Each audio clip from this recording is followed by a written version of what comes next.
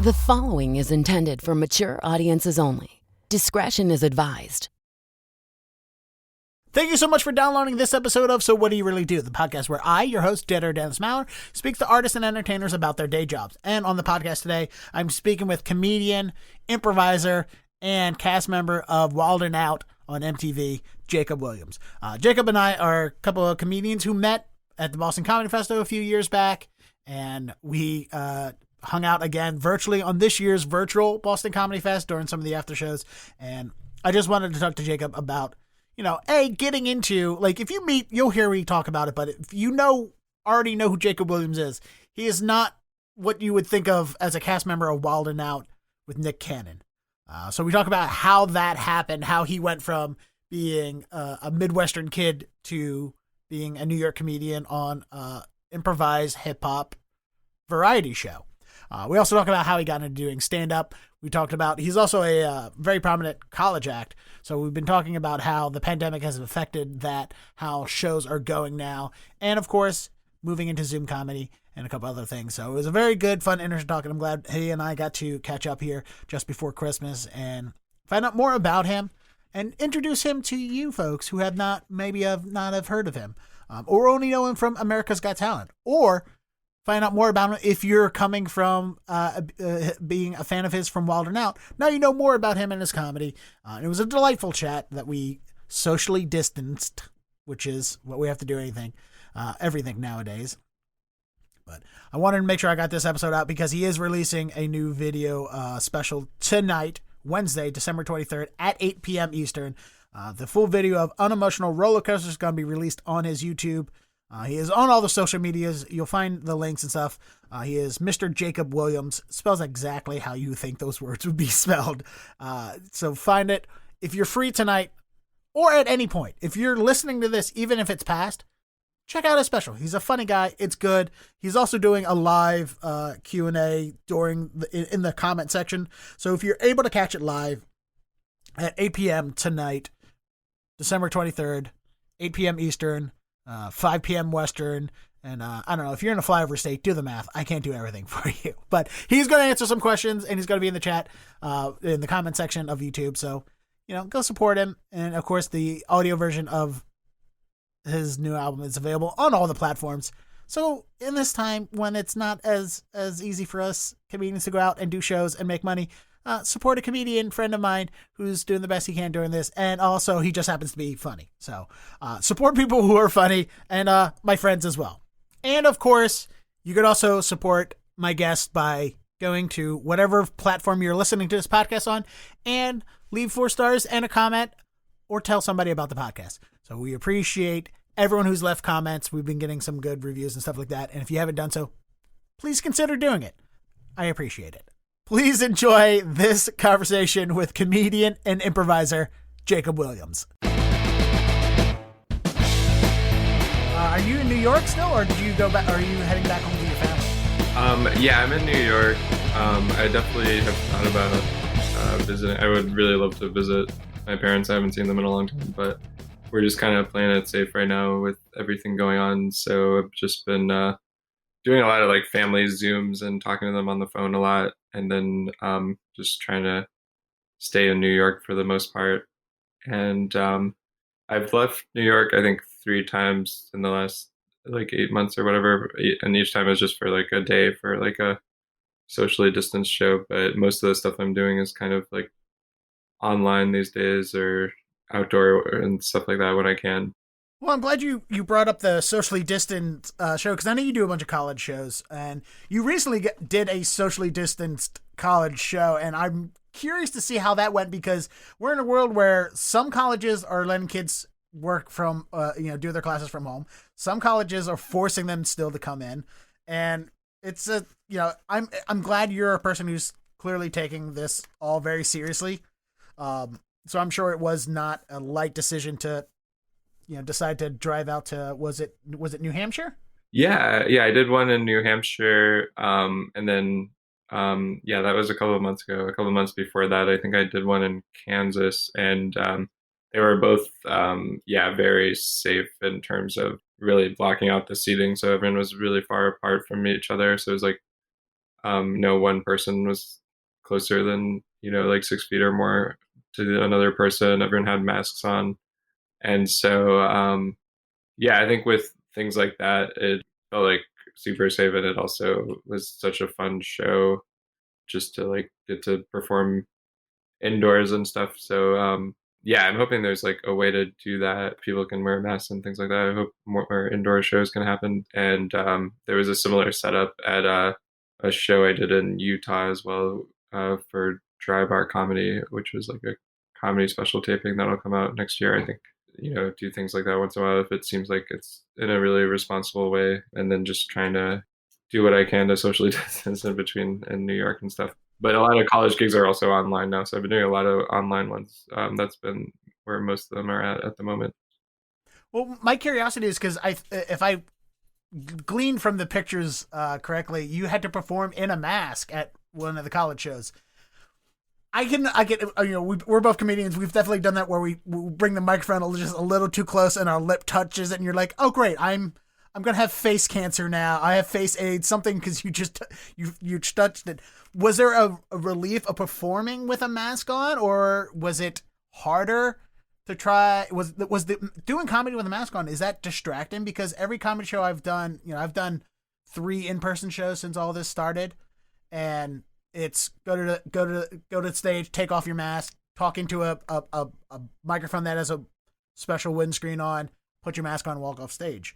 Was having a mask on stage more distracting?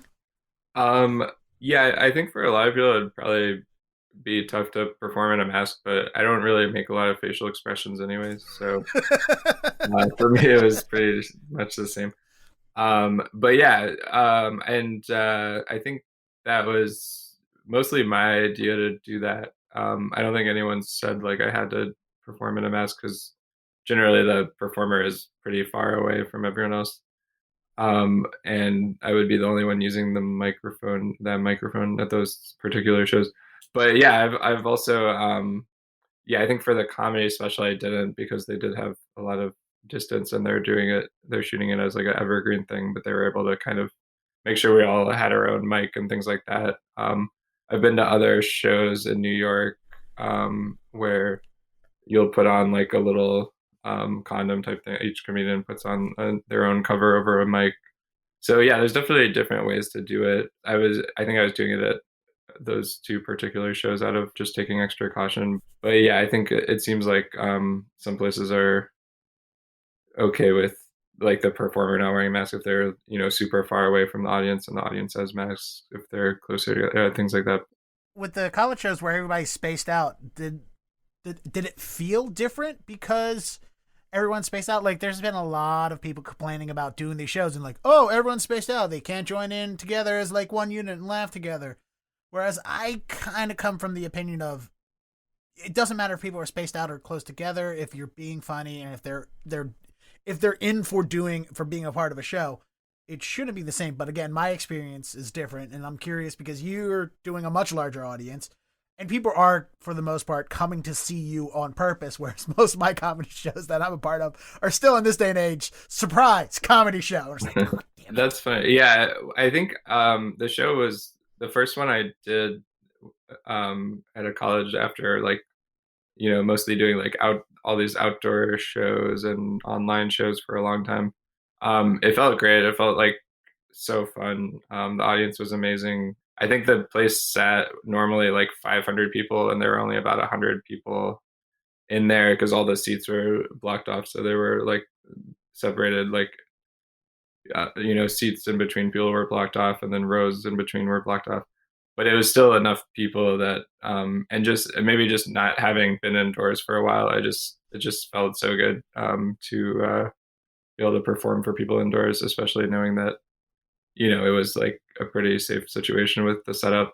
And so yeah, so still like 100 people that were really awesome audience members, and it felt awesome. And then another one I did, I think there were 2 shows, and so I definitely noticed a little difference in terms of like, I think I'd been to that college a couple of times before, and it was like packed, that room with maybe hundreds of people. So it was certainly not the same to have like 50 people spread out as like 400 there or something, but it was still like such a fun show. Both those shows were really fun that night, and then especially just compared to everything else happening right now. So they were probably, both of those colleges were two of the most fun shows I had all year. Although they were two of the only shows, I guess. It's been interesting to like try to adapt to all these like things where I've been performing during the summer, like in a parking lot or like in a park or like on roofs and in these like weird setups. So there's like, like the first shows I did back were like the drive-in shows and people were just watching in the car, but I couldn't really see the people and they weren't allowed to honk because it was too noisy for the neighbors. So literally they were just flicking their lights. So I would just tell a joke and not hear anything, but I would like see their lights flicker and then like and then I would just notice the one car that wasn't flicking its lights. I'm like, why can't I get this person to laugh? But it was like just such a weird version of stand-up. Well, I like how you're focusing on the one car that's not flashing your lights, and you're like, is it they don't like me, or is it because their headlights are blown out? That's a good point. Yeah, maybe it was just, maybe they were laughing. That's what you don't know. Like maybe that person was laughing the most, but they're just not turning on their lights. I was really worried I was going to walk someone on that show because they would probably hate me to like drive away or just walk away from their car, I guess, if it was in the middle. Like you walk the audience and you hear that backing up sound beep, beep, beep, as they're pulling out. Yeah, it felt like I was doing a show for like the Transformers, and I fit in perfectly because I already sound like a robot, so it was perfect. So, yeah. Well, since we started talking about college, let's go backwards a little bit and talk about a lot of people. It's a very common story where a lot of us started comedy, in college. I started in high school because I went to a theater school and we had an improv troupe. Oh, nice. So we started like doing like I did a little bit of improv in high school as well. Okay, yeah, and so that's where you started in a liberal arts college in Wisconsin. Yeah, that's where I started doing stand-up. Yeah, and I just because I know you from the Boston Comedy Festival. That's where we first met. Like very briefly, talked, hung out a little bit on your preliminary and semifinal rounds. Mm-hmm. And then a year later, you're on stage at a Gaines Arena with the Wild and Out tour. I'm like, hey, I know that guy. Wait, how? Wait, why is he here? So obviously, I think the very obvious question would be, how does a Kentucky boy who got into college in Wisconsin end up on stage with Nick Cannon and a bunch of freestyle hip hop rappers and stuff? Because mm-hmm. I don't think it's unfair to say that you stick out a lot, like a sore thumb on stage there when you're with the group. So what did you initially go to college for? That I want to say it right. Is it Beloit? Yeah, Beloit College. Beloit. Okay. It's one of those weird French-ish words that I don't know if I'm supposed to pronounce it French or if it's a Wisconsin word, I'm supposed to pronounce it in a weird Midwestern Wisconsin way. Yeah, Beloit. Someone said it sounds like the way you pronounce it is basically what sounds like it's the sound of a turd hitting the water or something like that. I think someone put it very eloquently. But yeah, basically I went to college there. I started doing stand-up there. Like you in high school, I did a little bit of improv, and I was really into theater in high school. My high school did have a good theater program. I didn't have a lot of self-esteem as a theater person. I think because there were so many people that were so good at theater in my high school, so I would like audition for a lot of cool stuff and kind of rarely get cast. But there were some fun opportunities in high school for me to like act in a couple of things here and there, or like write plays, short plays that they produced at the school, which was really fun. I became a fan of comedy around then from watching Conan and people that were on that, like at the time, like Birbiglia and Dimitri Martin and all kinds of comedians on YouTube and stuff. And then, although I didn't even have a lot of internet in high school, but I think when I was cat sitting for someone, I would just watch tons of stand-up comedians on their YouTube channel on their computer or whatever. Yeah, I started doing stand-up at the beginning of college. I did actually kind of do almost a segue into it where my high school was pretty small and they said like anyone that wanted to talk at graduation could give a speech. So I turned in one speech, which I think was just like just to like give them something to clear me for it or whatever. It was like just I think it had nothing to do with what I actually talked about. It was like my college essay or something. But then I really just tried to be funny, and like it was kind of close to stand up where I was like it was technically a speech, but I was like really just writing down stuff that I would like try to make people laugh. And I think I got some laughs, but it wasn't technically stand up. So I didn't have the pressure of like having to be funny, but it was nice to have like an audience of hundreds of people and to try that out a little bit.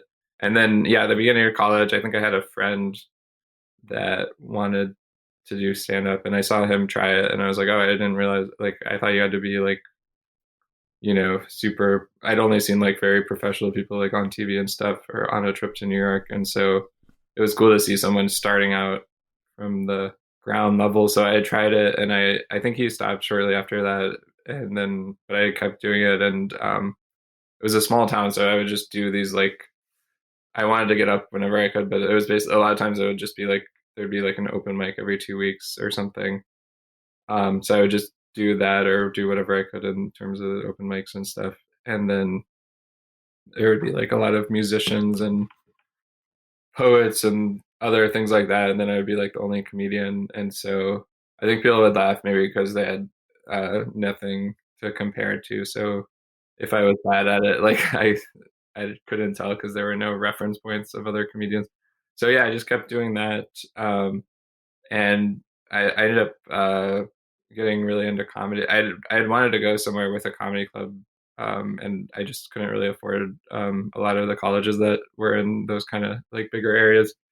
And so I still, but yeah, I definitely got a lot out of my time at Beloit in terms of, yeah, learn it. Like I majored in psychology, and I ended up doing some off-campus studying instead of going abroad. I went to Chicago just to like get more stage time during college. And so, yeah, in terms of like how I got involved with Wild and Out, part of it was from, I think late into college, I won this online comedy contest to open up for Nick Cannon. And so I got this free trip to Vegas to open up for him on his Showtime special, his first one, Mr. Showbiz. And so I met him there. He was really nice. And I did kind of a warm up set for some of the crowd. Although I think like it was kind of early into the evening, like a lot of the crowd wasn't even fully there yet, but I was like performing for people in the balcony and whatever.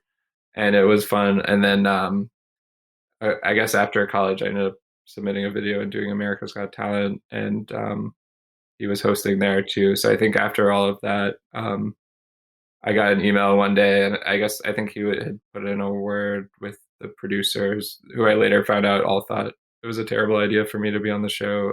But he thought I was funny, and so I got a chance to audition and then do a callback, and then got to do the show for about 9 seasons. And so anyway, so yeah, it was a fun experience, and it led to some of the things like the arena tour you mentioned, and that was a lot of fun. There was one weird show we did where we like flew to Houston like on an off day of shooting Wild and Out in New York, and did this arena there. And it was we had to like stretch out the show because Nick Cannon was flying in on a private jet from an award show.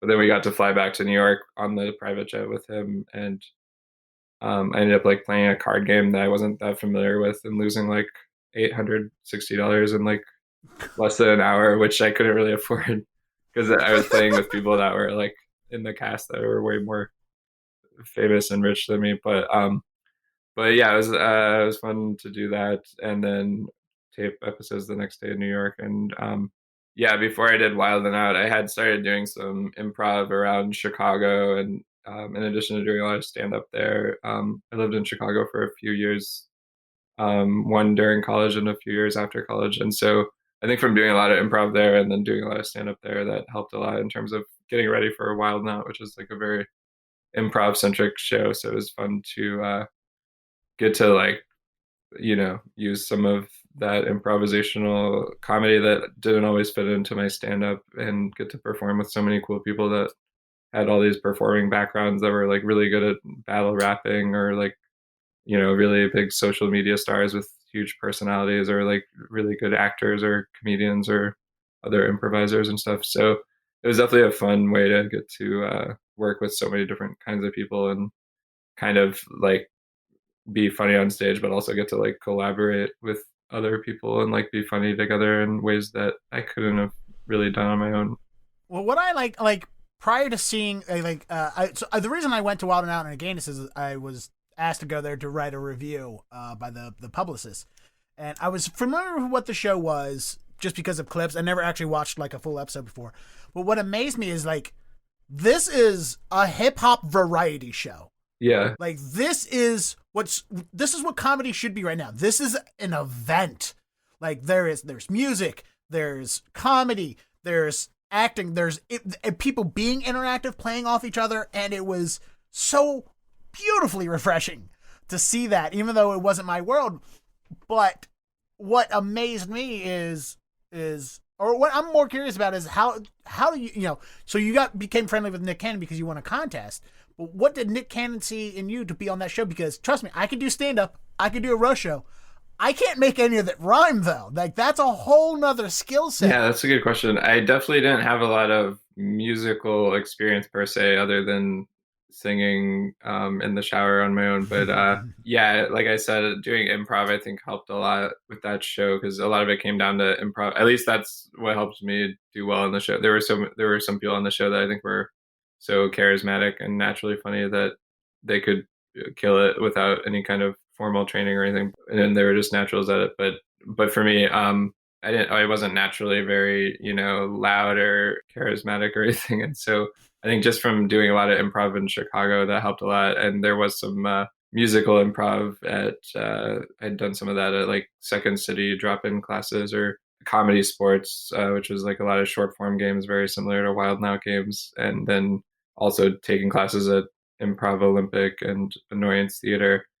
I remember being so bad at improv for a long time there, where I would have so many people at Annoyance Theater pushing me to always like do these bigger choices and bigger characters, where I was, kind of just talking like myself in every scene. And eventually I did feel more comfortable playing characters in improv and stuff like that. I just looked at as like, it was just something fun to do. But then I think it definitely ended up helping a lot with Wild and Out, which can definitely be a kind of an intense environment. And I saw some people, get replaced after one episode or after one season or different things. So I felt like very lucky to get to do it for a few seasons in a row. But yeah, it's like improv's weird because it's like you never know quite how it's gonna go, and you just have to try to do your best and commit to whatever it is. But I definitely had never rapped before or anything. I ended up like to get ready for the auditions. I was like rap battling my roommates in the living room of my apartment and stuff like that. And I would listen to, tracks from YouTube and just try to freestyle and stuff and try to come up with things. So it was definitely a new thing to me. I like how you started doing stand up because your friend wanted to do it and he failed out. You learned to do rap battle because you how to do freestyle rhymes by rap battling your roommates. And I'm going to make the assumption none of them are continuing the rap battle. I like how your origin story is basically getting friends to help you do things and then them walking away from it.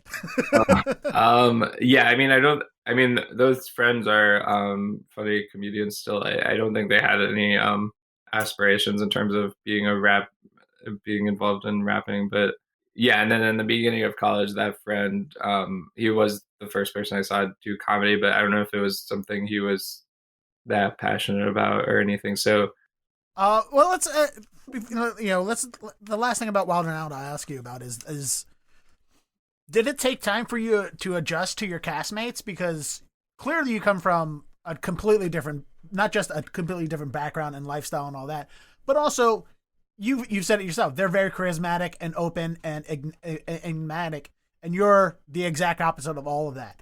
Did it take time for them to warm up to you because you're so reclusive and quiet, or were they welcome you with open arms? Like, hey, here's this white boy who is nothing like us, but he's fucking funny, so let's do what we can to make him feel welcome, or somewhere in the middle, or none of the all. I like how my questions have now become multiple choice. Yeah, totally. No, yeah, it is amazing to meet people from so many like different backgrounds, and then the people that I started with that are still were on this show up till this year are like I've known them for, I don't know if it's like 8 years now or something, but yeah, it does kind of feel like a family, and I think we did get along in a lot of ways because like we could respect each other in terms of being funny, even though we all have different styles of comedy. It's like so fun to like collaborate on that show and everything. The season I started, there was, I think, Pete Davidson was like 19 when he was starting there as well, and then Mikey Day was so funny on there as well. And then there was like Emmanuel Hudson coming from like YouTube background, as well as like Tim and then other stand-up comedians. Like, so I felt like I could relate to everyone in different ways. Like where like Carlos and Chico, who have like a very successful podcast now with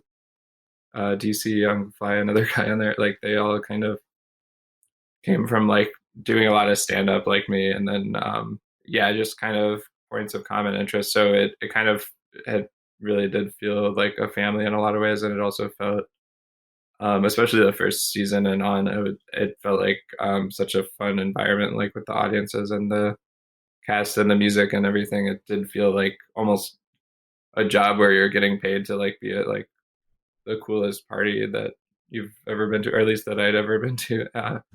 So yeah, no, it was a lot of fun.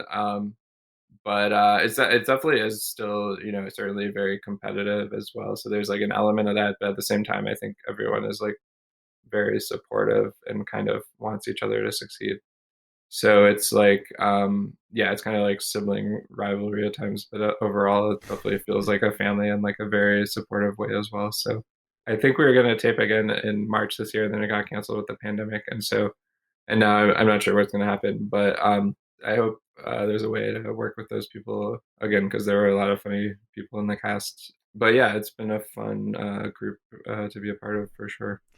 That sounds nice, because what it sounds like you're saying is that even though everybody in the cast were completely different people from different backgrounds, everything, you all bonded well together because of comedy, which is nice to hear, because not all comedy scenes, not all comedy groups are people that get along. Yeah. So I'm happy that you're a comedian who's embraced this Zoom comedy as much as you can, because I'm sure you've heard it from a lot of people. It's like, oh, it's not the same. It's not real stand up.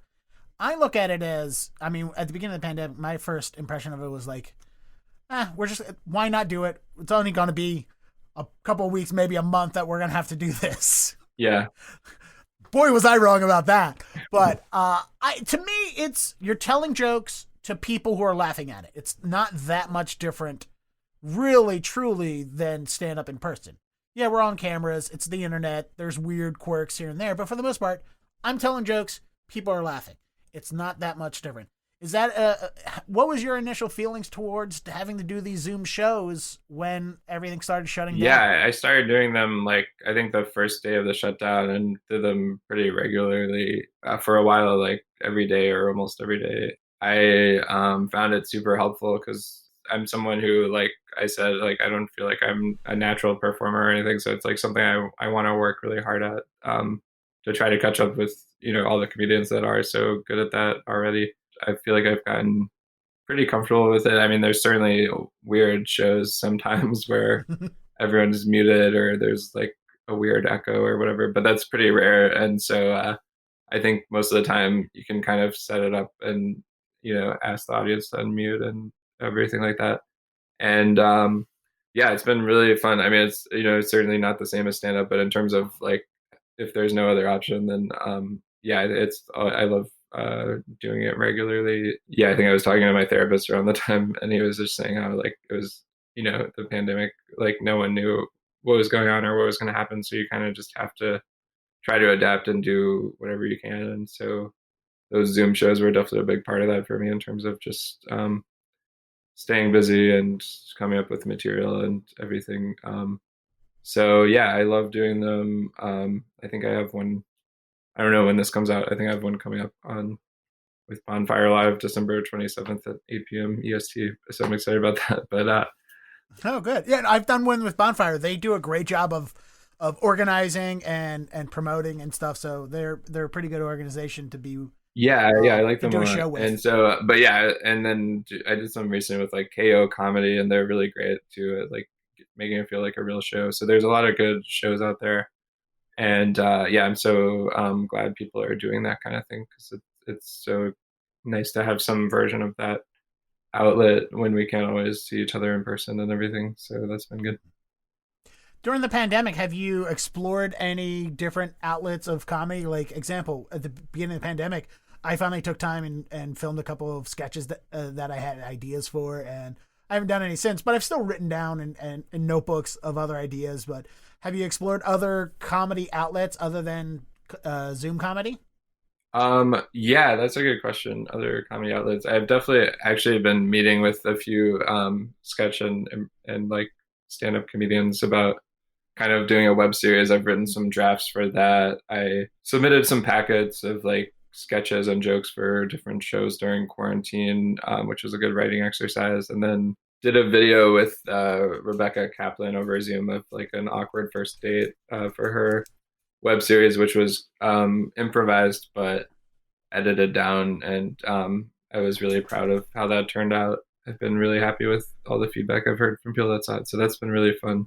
I've been doing a lot of like trying to write material and then also just journaling and stuff. And I've definitely written some things on my own that maybe I could do a book someday or something of maybe some of like the weird stories from stand up or something like that. But that's it would be probably a long way off. But yeah, I've definitely yeah, I've been enjoying doing all kinds of different writing, mostly stand up on Zoom, but I've also done like improv on Zoom and do things like that, and then catch up on older movies and yeah, just try to stay busy with writing and trying new things for sure.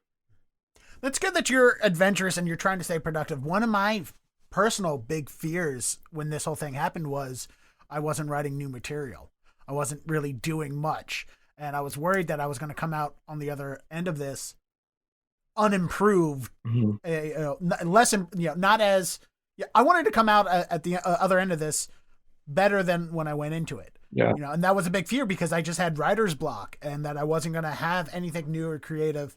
And I'd be starting from zero when it started. And, I've turned the corner. I've written a bunch of other things. I started playing the ukulele. Oh, awesome. So, yeah, so I have that under my belt now. Well, I mean, I don't have it under my belt in that I'm an expert or anything, but it's like, I know how to tune it. Let's say I know how to tune the ukulele. That's the only thing I feel most confident saying. But so I'm glad to see there's that people are trying to be productive. Cause I'll tell you, like, for the BCF this year that we both did, we were hanging out during that trivia show, which was cool and fun, but also not as productive. Yeah, it didn't feel like it would be a good sense of productivity when it comes to comedy. Like all of us sitting around go, all right, so what silly pun movie title did you come up with? That was it was like coming up with puns of fake movies and stuff. Yeah, I know. I thought that was a fun writing exercise and everything for sure. I don't know if any of it'll like make it into my act, but I think I do have a couple of puns on my album and my special, which I think is premiering on YouTube on Wednesday. But it's there was this show in New York, which was similar to what we did called Punderdome, where you come up with puns and stuff. There's like one or two I actually was able to like kind of work into my act, but I definitely have to be. I try to use those very sparingly because I know you can definitely lose a crowd with those pretty easily. Well, they're called groaners for a reason because that's the noise people make instead of laughing. So, so you recorded an album. Was the album recording done during the pandemic or prior to the pandemic, and just so happens to be coming out now? Yeah. So the album was it was actually last year in 2019. So it was pre-pandemic. So I was able to, which I'm so glad I did it before then, knowing what we know now, because I was able to get a full crowd in there. I just called on everyone I'd ever met to show up, and some of them did, and so luckily it was a good crowd. Some of them did. It was enough to fill the room with along with some strangers, but yeah, I don't know. It was so much fun. I'm so happy with how it turned out. So the album is out now on people can hear the whole thing for free on Pandora, the link in my bio and social media and stuff. Yeah, it's on everywhere else like Spotify and iTunes and different places. But I'm now releasing the full video version. So someone shot it with a few camera angles and things like that. So the actual comedy special version is coming out December 23rd, Wednesday, and it'll be streaming at 8 p.m. EST. So I'll be doing if anyone hears this that day, I'll be doing like a live kind of. I'll be in the chat answering questions and things like that. So it'll be kind of like a watch party. I don't know why I released it right before the holidays. It's probably the worst time to release something. I'm sure people have other stuff going on, but It's the perfect Christmas present for anyone out there to watch a free comedy special on YouTube yeah, that's featuring my Mr. Christmas Jacob present Leeds. to everyone. It's free, and I just hope people enjoy it. Yeah, I'm really proud of how it turned out. Yeah, I think I've been holding off from releasing it. I was like, oh, maybe I should like try to sell it or something. And so far, I haven't heard back. And I was like, you know what? I just want people to see it. I don't really need to make money on this. But yeah, I self-produced it in terms of paying for the video production and editing and stuff. Well, what's the since we already talked about the Dry Bar special that you just filmed, which congratulations. Oh, thank you. That's huge thing. And I think you did it. I don't know if they did them all on the same day, but I know it was announced with my friend Kelly McFarland. I did do a show. Yeah, she was on the same taping. She's great. She's so funny. She's on. Yeah, she's hysterical. And it's just a positive energy for, like, if you just hang around her, she's just such a positive energy of it's weird when you hear a comedy which is kind of aggressive, but then meet her and she's just so bubbly and effervescent, and you're just like, oh, she's a joy to be around. She's she's so funny, so nice. And then like you said, her comedy has a bite in a really good way. So yeah, she's awesome. So what is going to be the difference between this album and the Dry Bar special? Like, if there's a crossover material, that's awesome, it's great, fucking do it. But is the Dry Bar special gonna be like, obviously you filmed your special Unemotional Roller Coaster last year in 2019. Yeah. You just filmed something now in 20. You would assume in a year span you wrote something new. Is the Dry Bar special gonna have a lot of COVID jokes on it? Because I know you were saying they wanted to keep it evergreen, but also at the same time, how do you not acknowledge what we've all been going through for the past 8 months? Yeah, so for the Dry Bar special, I think they do it as, like you said, evergreen. And so, although I'm not, the audience was wearing masks and spaced out, so I'm not sure like how much they'll show the audience or not. But basically, they asked us to not mention COVID, which a lot of my new material is about. And so basically, a lot of the stuff I did in the Dry Bar special will be kind of like a super clean version of a lot of the things I did on my first on this album that is and this special that's coming out now, Unemotional Roller Coaster. But at the same time, I have been definitely writing a new act, which I'll be doing. And so if people want to see like the really new stuff, they can definitely see that at like the online shows I'm doing and things like that. But yeah, it'll be kind of similar to what I also put out as like the Laugh USA version of the album, which was like a squeaky clean version of the material from this first album, all the things I've been writing in the last year and everything like that. And so those are kind of more for the live audiences at this point, where I've been like trying to do the least amount of stuff from the album I can, like if I do an hour show or something, and just kind of slowly building up to another one of those, hopefully. So the good thing about the Dry Bar, from what I've heard from my other friends, in which you're not that dirty of a comedian, so I can't imagine you had to change too much to make your material clean. But one of the things that they talked about is the residuals for your special. Like, people get to watch it, and they get to watch clips, and it's a revenue stream. But more importantly, the opening up to a different audience, which you as a comedian, you have a lot of diverse audiences as it is now, because you have audience who know you from America's Got Talent. You have audiences that know you because of college tours. You have a whole nother audience of people that know you from Wild 'N Out. So your comedy's spanning across different group, and Dry Bar is just another group of people who care more about clean comedy than anything else, which is fine. So that's, I think, a benefit to your special being on that as well, I would assume. But were you concerned at all of trying to clean up your material, or when they said, hey, no COVID, did you internally go, oh no, do I have enough material to finish this then if I don't do COVID jokes? Was there concerns or worries about recording with Dry Bar? No, I guess I wasn't too worried about it, because the special I'm putting out this week is going to be like not all clean. So there's definitely like a few jokes in there about sex and stuff like that. but I hope it'll be another way for people to find out about me, because I really don't know what I'm doing in terms of any kind of the business side of comedy. So I was still just trying to figure that out. The last thing I'll ask you about is, and if the people listening to this interview had not figured it out yet through our conversation, you're a person that lives with social anxiety. Yeah. And I'm curious because I'm the exact opposite. I'm very outgoing. I'm boisterous. I don't know what it's like to be with socially.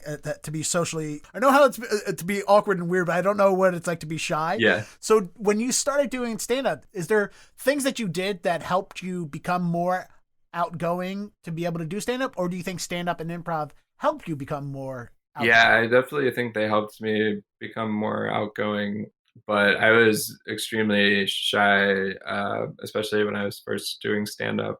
The first few times I performed on stage, I would always feel like physically sick before, and I would have it's probably too much information, but I would like get diarrhea every time before, and I would feel like I was going to throw up, and Wow. I would feel terrified, and like I wanted to not go on stage the first time, but I told people I was going to do it, so I kind of had to. I felt like, and then it ended up being a lot of fun. But and I definitely get certain, like maybe a little nervous before certain shows now, but much less than when I started. I think from having done it a while, that some of those nerves go away. But yeah, I mean, I'm probably still more nervous to start a conversation with one person than to do a stand-up set. Like stand-up doesn't make me as nervous now, but like I still do have a lot of reservations in some ways. But it's definitely broken the ice in a lot of ways, because I can meet a lot of people through stand-up from the audience or from other comedians, and just I've already opened up in some way during my set that people can connect with sometimes, hopefully.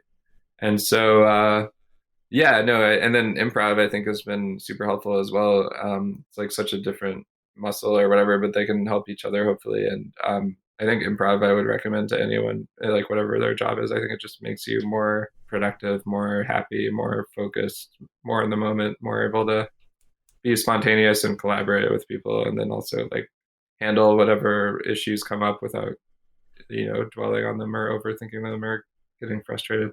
So improv helped a lot in terms of being able to talk to people hopefully and stuff like that. So but yeah, they're both I love doing stand-up. I love improv. I think it has helped me. And yeah, honestly, like, yeah, I don't know. I think it's helped every aspect of my life in terms of making friends, and learning how to talk to people a little more. And so there's still a lot of work to do on that for me, I think, but I can't imagine what my life would be like without comedy. So good. Well, it's been a great talking to you and catching up. I think this is actually, the 2 or 3 times we've come across each other, both virtually and in person. This is the longest we've had a conversation on, and it was nice. It's good to get to know you a little bit better. Cause me personally, I feel like I already know every comedian on a personal level. Yeah. Like when I meet somebody, it's like, we do the same thing. I already kind of know who you are as a person. You should already know who I am a little bit as a person, just automatically, because we have that connection. Yeah. And it's nice to hear, to have a more real conversation with somebody than normal, just, hey, small talk behind show doors and backstage and stuff like that. So yeah, it was great having you on the show. And again, I applaud you for being a person who's professional and taking Zoom comedy serious, because not a lot of people are, and it's infuriating when you hear people talk bad about a thing that you're being happy and you're still trying to continue your passion, and then they're shitting on your method of continuing doing it. It's like, dude, when this is all over with, I'm just going to come out a stronger comedian, and you're going to come out behind. Or I'm saying that, I'm not saying you are, but I'm saying that for some of those people who are like, it's not the same thing. Well, adapt, get used to it. Anyway. So it was good talking to you, Jake. Have a good one, and I can't wait to see the special on Wednesday or tonight. Thank you so much. Thanks for having me. This was so much fun. Always good to see you.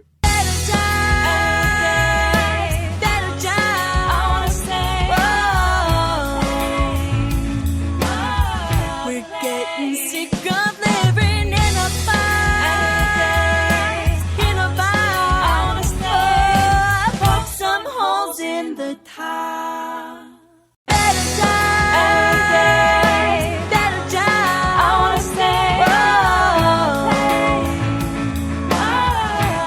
getting sick of living in a fight. And in a day, in a bind, I wanna stay, poke some holes in the tide.